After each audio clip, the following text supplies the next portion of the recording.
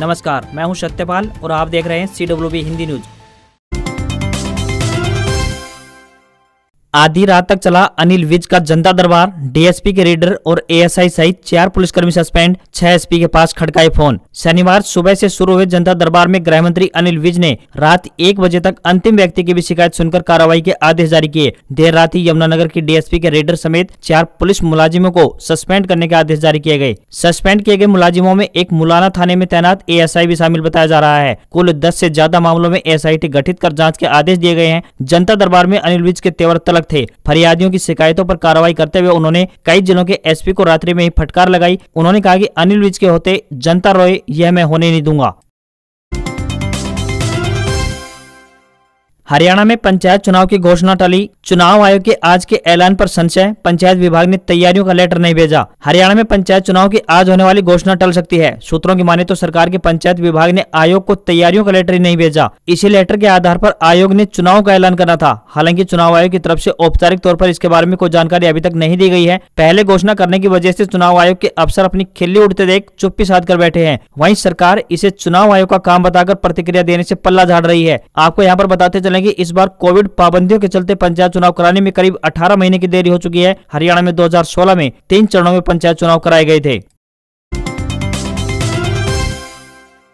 बेटियों के अच्छे भविष्य के लिए सरकार की इस योजना में खुलवाएं अपना खाता, फायदे ही फायदे। बेटियों के अच्छे भविष्य के लिए बेटी बचाओ बेटी पढ़ाओ योजना के अंतर्गत सरकार की ओर से शुरू की गई सुकन्या समृद्धि योजना के तहत बालिकाओं का किसी भी डाकघर या फिर बैंक में खाता खुलवाया जा सकता है। एक डाकघर में खाता खुलवाने के बाद उसे दूसरे डाकघर में ट्रांसफर भी करवाया जा सकता है। कोई भी माँ बाप अपनी 2 बेटियों का इस योजना में खाता खुलवा सकते हैं। माता पिता द्वारा इस खाते में जोड़ा गया पैसा बालिका को अपने जीवन में आगे बढ़ने में सहायता देगा। बेटी बचाओ बेटी पढ़ाओ अभियान को गति देने के लिए सरकार द्वारा सुकन्या समृद्धि योजना को शुरू किया गया है। इस योजना के तहत खाता कम से कम 250 रुपए में खोला जा सकता है। एक वर्ष में अधिक से अधिक खाते में 1,50,000 रुपए तक जमा करवाए जा सकते हैं। सरकार द्वारा जमा राशि व परिपक्वता राशि पर इनकम टैक्स में छूट दी गई है। सुकन्या समृद्धि योजना के तहत बेटे की आयु 18 वर्ष के होने के बाद जब भी शादी करें खाता बंद करवा सकते हैं। विवाह से 1 महीना पहले या फिर 3 महीने बाद तक खाता बंद करवाया जा सकता है।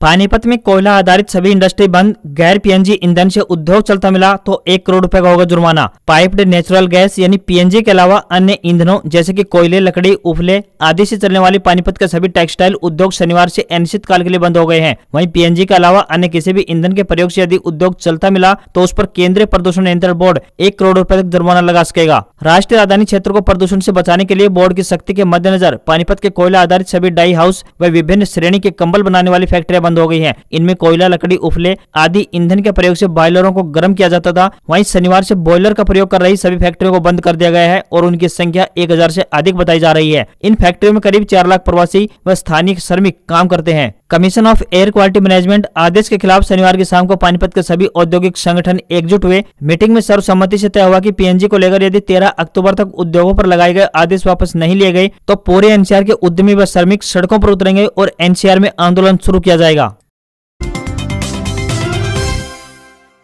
किसानों के लिए खुशखबरी, बाग लगाने के लिए सरकार ने बढ़ाई अनुदान राशि। हरियाणा सरकार द्वारा किसानों की आमदनी को बढ़ाने के लिए एक और महत्वपूर्ण निर्णय लिया गया है। सरकार ने बागवानी विभाग की ओर से किसानों को दिए जाने वाली अनुदान राशि में बढ़ोतरी कर दी है। बाग लगाने वाले किसान को विभाग द्वारा अब 50,000 रुपए का अनुदान मिलेगा। रेवाड़ी के डीसी अशोक कुमार गर्ग ने बताया कि प्रदेश सरकार किसानों की आमदनी बढ़ाने की दिशा में लगातार काम कर रही है और किसानों की सुविधा के लिए सरकार की ओर से नई नई योजनाओं को क्रियान्वित किया जा रहा है। पहले 6 मीटर बाई 6 मीटर की दूरी पर अमरूद का बाग लगाने पर 7,660 रुपए प्रति एकड़ का अनुदान 3 सालों में दिया जाता था। अब उसे बढ़ाकर 43,000 रुपए प्रति एकड़ कर दिया गया है। डीसी ने बताया कि इसी प्रकार 6 मीटर बाई 6 मीटर की दूरी पर आम, नींबू प्रजाति, अनार, आड़ू, आलू बुखारा, नाशपाती, बब्बू गोसा व ड्रैगन फ्रूट लगाने वाले किसानों को भी इसी प्रकार अनुदान दिया जाएगा। जो किसान 6 मीटर बाई 7 मीटर की दूरी पर बेर, चीकू, लीची, आंवला व अन्य पौधों का बाग लगाते हैं तो उन्हें 25,500 रुपए प्रति एकड़ का अनुदान 3 सालों में दिया जाएगा। धान को छोड़कर इस वर्ष ये बाग लगाते हैं तो उन्हें 32,500 रुपए प्रति एकड़ के हिसाब से 3 सालों में यह अनुदान दिया जाएगा। अगर किसान बागों में मचान विधि अपनाते हैं तो उन्हें 70,000 रुपए प्रति एकड़ अनुदान अलग से दिया जाएगा। अगर किसान अपने खेतों में टिश्यू कल्चर के खजूर के पौधे 8 मीटर बाई 8 मीटर की दूरी पर लगाते हैं तो उन्हें 3 सालों में 1,40,000 रुपए प्रति एकड़ अनुदान दिया जाएगा।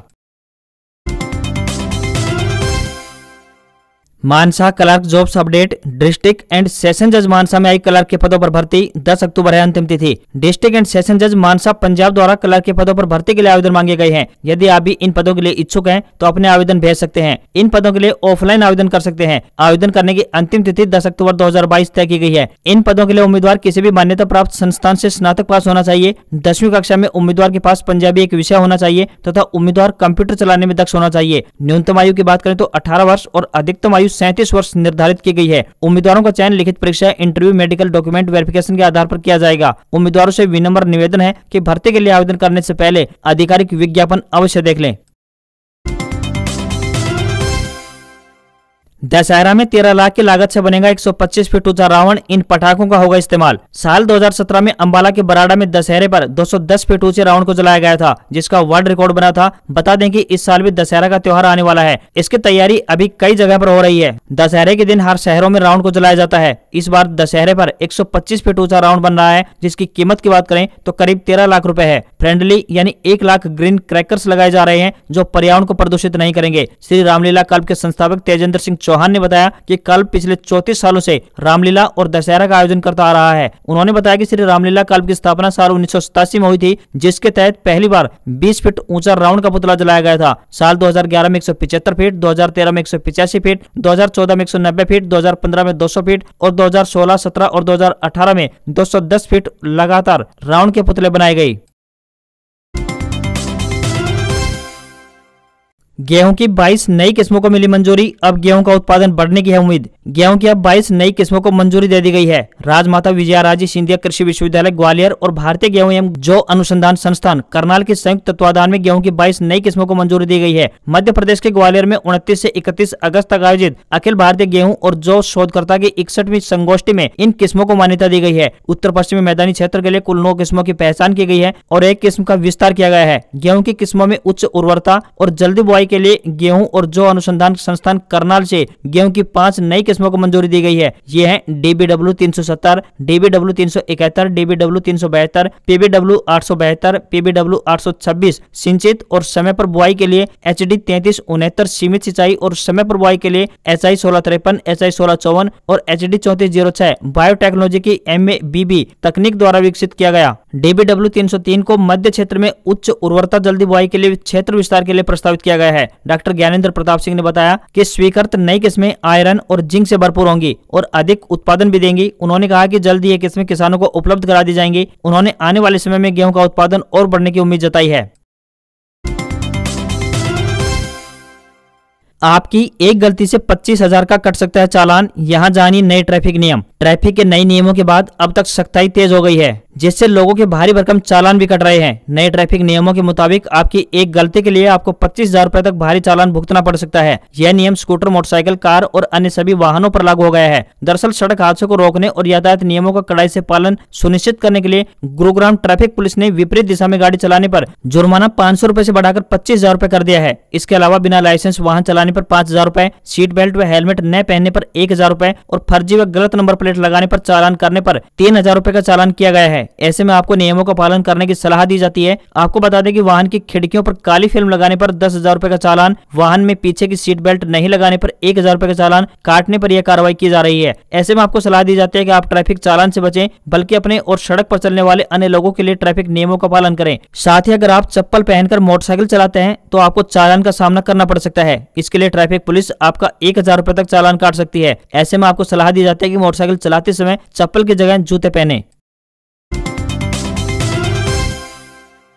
हरियाणा मौसम अपडेट। हरियाणा में अब पारा होगा हाई, मगर इस दिन से फिर बदलेगा मौसम। हरियाणा में बारिश का दौर एकदम से थमने के बाद अब तापमान फिर बढ़ने लगा है, जिस वजह से गर्मी अब फिर से उसी स्थिति में पहुंच चुकी है जो बरसात से पहले हुआ करती थी। हिसार मौसम विज्ञान विभाग ने आने वाले दिनों के लिए पूर्वानुमान जारी किया है। हालांकि अभी कुछ दिनों तक मौसम शुष्क रहेगा, साथ ही तापमान में भी बढ़ोतरी देखने को मिल सकती है। राजस्थान के ऊपर एक एंटी साइक्लोनिक सर्कुलेशन बनने की वजह से राज्य में 5 अक्टूबर तक पश्चिमी हवाएं चलने से वातावरण में उपस्थित नमी में गिरावट आनी तथा तापमान में हल्की बढ़ोतरी संभावित है। इस दौरान मौसम आमतौर पर शुष्क रहने की संभावना बनी हुई है, लेकिन बंगाल की खाड़ी में एक कम दबाव के क्षेत्र की बनने की संभावना से राज्य में 6 अक्टूबर के बाद ही मौसम में बदलाव की संभावना बन रही है। यानी कि 6 अक्टूबर के बाद फिर से मौसम में बदलाव देखने को मिल सकता है। हालांकि इससे पहले तापमान में बढ़ोतरी होना संभावित है।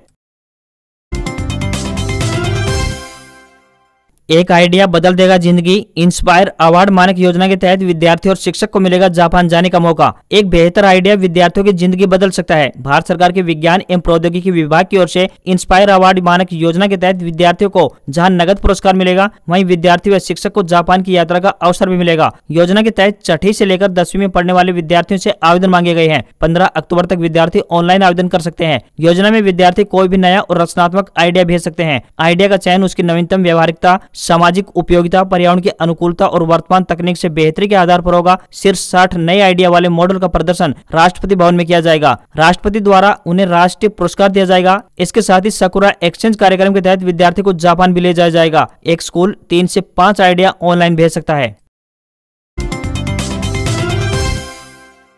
ITI में विभिन्न कोर्सों में दाखिले के लिए एक बार फिर से पोर्टल खुला। 8 अक्टूबर अंतिम समय। राजकीय औद्योगिक प्रशिक्षण संस्थान यानी ITI में विभिन्न कोर्सों में दाखिले के लिए एक बार फिर से पोर्टल खोल दिया गया है। अब तक जो विद्यार्थी ITI में दाखिले के लिए आवेदन नहीं कर पाए थे, वह अब आसानी से ऑनलाइन आवेदन कर सकते हैं। कोविड के बाद विद्यार्थियों का शिक्षा के प्रति रुझान बदला गया है। विद्यार्थी टेक्निकल कोर्स की तरफ से ज्यादा रुचि दिखा रहे हैं। विद्यार्थियों का मानना है कि तकनीकी कोर्स में पढ़ाई कर डिग्री या फिर डिप्लोमा पाकर अपना स्वयं का रोजगार शुरू कर सकते हैं। इससे वह आत्मनिर्भर भी बनेंगे। अब तक ITI में दाखिले के लिए 4 बार काउंसलिंग हो चुकी है, मगर अभी भी कई संस्थानों में कुछ सीटें खाली पड़ी हैं। यह देखते हुए कौशल विकास एवं औद्योगिक प्रशिक्षण विभाग ने एक बार फिर से मौका दिया है, ताकि कोई भी विद्यार्थी दाखिला पाने से वंचित न रहे। इसके लिए आवेदन करने का अंतिम समय 8 अक्टूबर निश्चित किया गया है।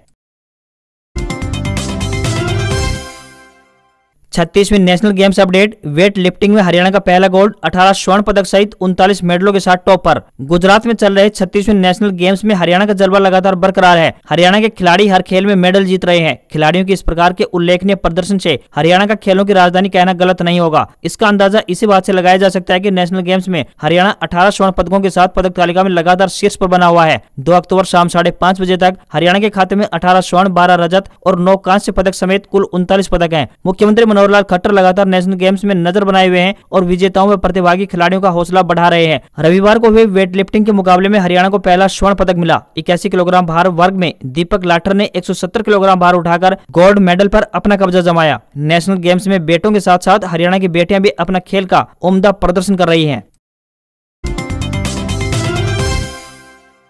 नई CDS का पहला आदेश। तीनों सेना प्रमुखों से कहा थिएटर कमांड बनाएं। चर्चा बहुत हुई, अब इस पर एक्शन का वक्त। नए चीफ ऑफ डिफेंस स्टाफ यानी CDS जनरल अनिल चौहान ने तीनों आर्मी चीफ को थिएटर कमांड बनाने को कहा है। न्यूज एजेंसी के मुताबिक उन्होंने थल सेना, नौसेना और वायुसेना प्रमुख से कहा है कि इस मुद्दे पर पहले ही बहुत चर्चा हो चुकी है। अब इस दिशा में आगे बढ़ने का समय आ गया है। यह तीनों सेनाओं के बीच एकजुटता और तालमेल बढ़ाने की दिशा में एक मील का पत्थर है। सेना के तीनों सेवाओं यानी थल, जल और वायु की क्षमताओं में बेहतर कोऑर्डिनेशन के लिए इंटीग्रेटेड थिएटर कमांड बनाने के लिए लंबे समय से काम जारी है। आपको यहाँ पर बताते चले कि थिएटर कमांड युद्ध के मौके पर तीनों सेनाओं के बीच तालमेल बनाए रखने के लिए बेहद उपयोगी होता है। यहाँ से बनी रणनीतियों के अनुसार ही युद्ध से जुड़ा हर फैसला लिया जाता है। CDS 3 अक्टूबर को जोधपुर का दौरा भी करेंगे, जिसमें air chief marshal VR Chaudhary भी मौजूद रहेंगे। जोधपुर में वायुसेना में हल्के फाइटर हेलीकॉप्टर को शामिल किया जाएगा। नया पदभार मिलने के बाद जनरल अनिल चौहान का दिल्ली से बाहर यह पहला दौरा है। जानकारी के मुताबिक पूर्व CDS जनरल बिपिन रावत ने भी तीनों सेनाओं को मॉडर्न हथियारों से लैस और चुस्त लड़ाकू इकाइयों में बदलने पर बहुत जोर दिया था। दिसंबर 2019 में दिवंगत जनरल बिपिन रावत देश के पहले चीफ ऑफ डिफेंस स्टाफ नियुक्त हुए थे। कर्नाटक के मैसूर में भारत जोड़ो यात्रा के दौरान राहुल गांधी ने बारिश के बीच जनता को संबोधित किया। गांधी जयंती के मौके पर जब पूरे दिन की यात्रा के बाद राहुल लोगों को संबोधित करने के लिए मंच की तरफ बढ़े तो बारिश होने लगी। इस मौके पर राहुल ने बारिश रुकने का इंतजार नहीं किया। भीगते हुए उन्होंने भाषण जारी रखा। राहुल ने कहा कि चाहे कुछ भी हो जाए, भारत जोड़ो यात्रा को कोई नहीं रोक सकता। हमारी यात्रा का उद्देश्य बीजेपी RSS की फैलाई हुई नफरत और हिंसा को रोकना है। गर्मी, तूफान या सर्दी भी इस यात्रा को नहीं रोक पाएंगे। यह यात्रा नदी की तरह बिना रुके कन्याकुमारी से कश्मीर जाएगी और इस नदी में आपको नफरत और हिंसा जैसी चीजें नहीं मिलेंगी। इसमें सिर्फ प्यार और भाईचारा मिलेगा, जो भारत के इतिहास और DNA में है। भाजपा और संघ ने चाहे जितनी नफरत फैलाई हो, ये यात्रा उसे रोकेगी और लोगों को फिर से जोड़ने में मदद करेगी। रैली के दौरान राहुल ने महात्मा गांधी की 153वीं जयंती पर उन्हें श्रद्धांजलि अर्पित की। गांधी जयंती पर राहुल बोले, हिंसा और असत्य की इस राजनीति के खिलाफ भारत जोड़ो यात्रा अहिंसा और स्वराज का संदेश फैलाएगी। आज खबरों में बस इतना ही। देखते रहिए CWB हिंदी न्यूज। नमस्कार।